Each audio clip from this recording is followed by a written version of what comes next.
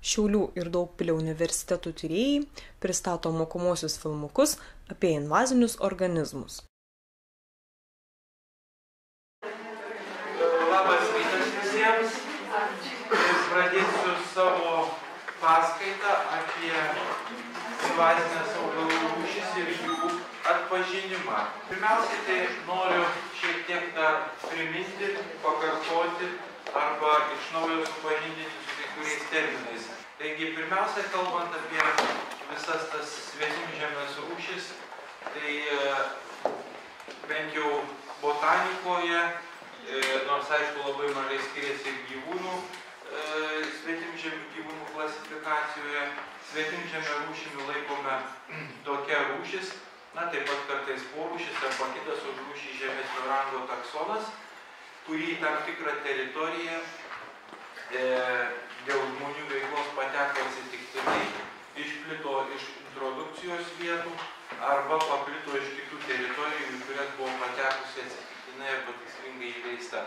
Tai yra, pirmiausia, pirmasis ir svarbiausias kriterijus yra, kad rūšies atsiradimas yra tiesiogiai susietas su žmonių veikla, vienokia arba kitokia.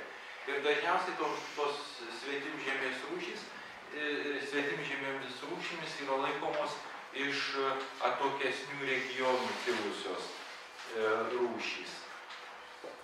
Nors jeigu nagrinėjant griežtai biogeografijos principų, atsižvelgiant į biogeografinius dalykus, tai netgi viename šalies regione rūšis gali būti savaiminė, o kitam jau kaip svetimžemė. Ypač jeigu tai yra aiškiai už rūšies arealo ribų, biogeografinių ribų, kurios aiškiai yra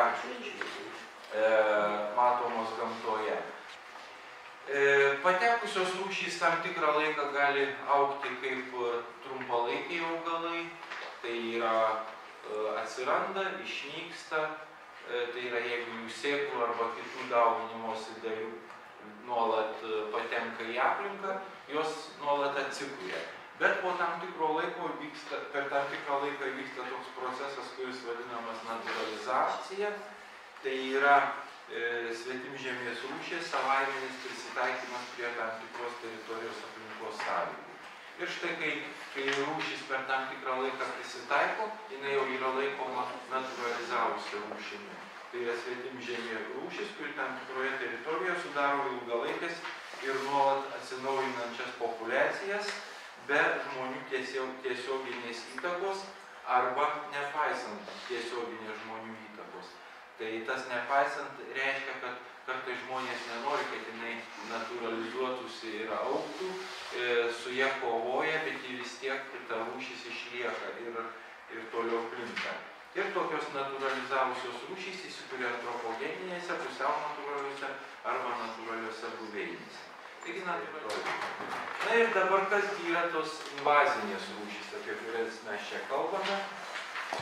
Tai invazinė rūšimi yra laikoma tokia naturalizavusi svetimžemė rūšis, kuri palieka daug palikuonių, sparčiai plinta ir daro žalą ekosistemoms, ekonomikai ir arba kenkia žmonių sveikatai.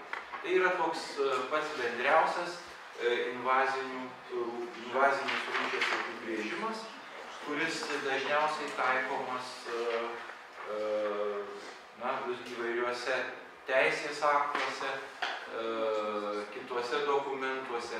Tačiau jeigu ekologiniu požiūriu vertintume tas svetimžemės rūšis, tai invazinėmis galima būtų laikyti tokias naturalizavusias svetimžemės rūšis, kurios palieka daug palikuonių, sparčiai plinta ir daro žalą ekosistemoms. Tai yra, jeigu ekologiniu požiūriu, tai vertiname, tai poveikis ekonomikai ir žmonių sveikatai jau yra nebevertinamas. Ir štai šitie du skirtumai tarp teisinio invazinių rūšių supratimo ir ekologinio jis nedidelis, bet gana reikšmingas, kai sudaromi invazinių rūšių sąrašai.